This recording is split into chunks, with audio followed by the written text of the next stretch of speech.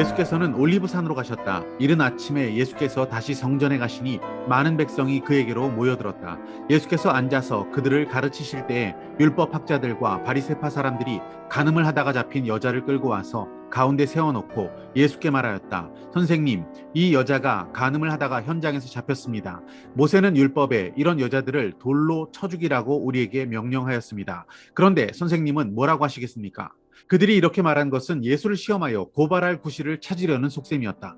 그러나 예수께서는 몸을 굽혀서 손가락으로 땅에 무언가를 쓰셨다.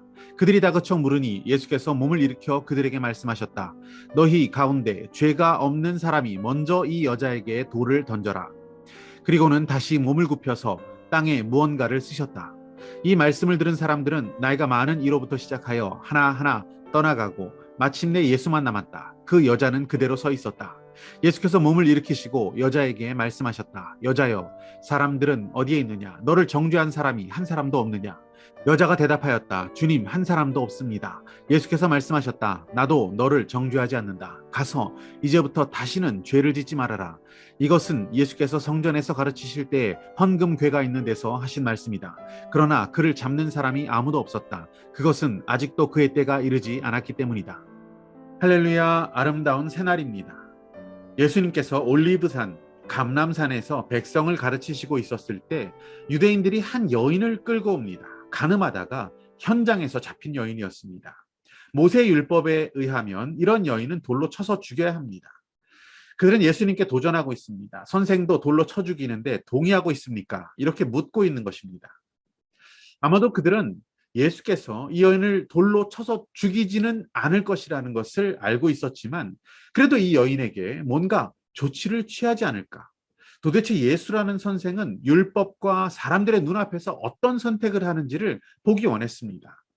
예수님을 곤경에 빠뜨리고자 했던 것이 그들의 목적이었습니다. 우리도 그렇게 누군가를 비난해야 하는 순간이 찾아오기도 합니다.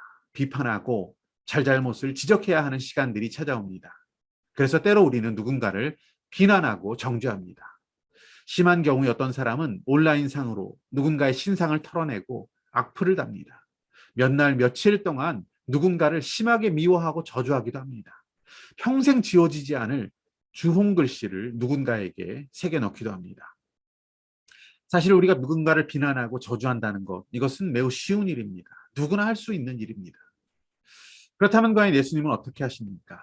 그때 예수님은 아무런 대꾸를 하지 않으십니다. 예수님을 지켜보고 있는 무리에 둘러싸여 계십니다. 돌을 들고 씩씩거리고 있는 성난 무리. 예수님을 대적하여 눈을 부릅뜨고 예수님을 지켜보고 있는 자들에 둘러싸여 계십니다.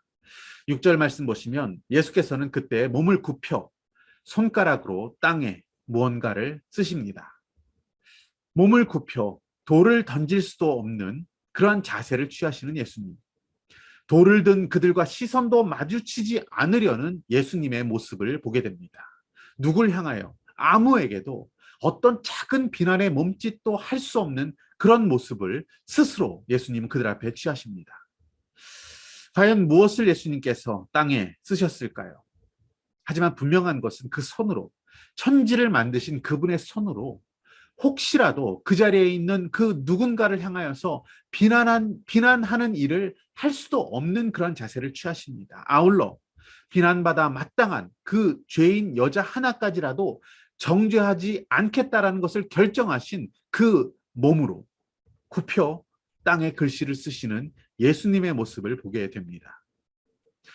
그런 예수님을 향하여 분노하고 다그치고 있는 무리들에게 예수님은 이렇게 말씀하십니다. 너희 가운데 죄가 없는 사람이 먼저 이 여자에게 돌을 던져라. 나이가 많은 이로부터 시작해서 하나씩, 둘씩 그들은 그 자리를 떠나갑니다. 그래서 그리스도와 홀로 여인이 남게 됩니다. 그 여인에게 말씀하십니다. 여자여, 사람들은 어디 있느냐? 너를 정죄한 사람이 한 사람도 없느냐? 당연히 그들은 없었습니다. 모두 같기 때문에 그렇습니다. 여인은 대답합니다. 주님, 한 사람도 없습니다. 저를 정죄하는 사람은 이제 사라졌습니다. 주님, 나를 비난하고 고발하고 나를 정죄하는 사람 때문에 난 죽을 뻔했습니다. 그런데 이제 나를 짓누르고 있었던 그 모든 상황이 끝이 났습니다. 이제는 정죄한 사람이 사라졌습니다. 주님 기적이 벌어졌습니다. 나는 주님 안에서 자유케 되었습니다. 해방되었습니다라고 그 여인은 고백하고 있는 것입니다.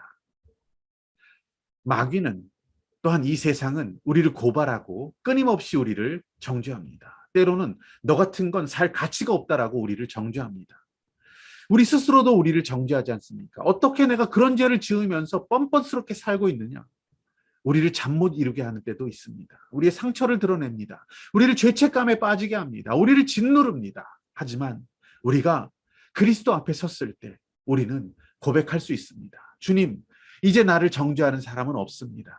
정죄함도 나를 힘들게 했었던 그 모든 속박도 다 사라졌습니다. 그리스도 예수 안에 있는 자에게는 결코 정죄함이 없나니 예수 그리스도 안에 있는 생명의 법이, 성령의 법이 죄와 사망의 법에서 나를 해방시켜 주셨습니다. 오늘 붙드신 하나님의 말씀과 믿음의 결단은 무엇입니까?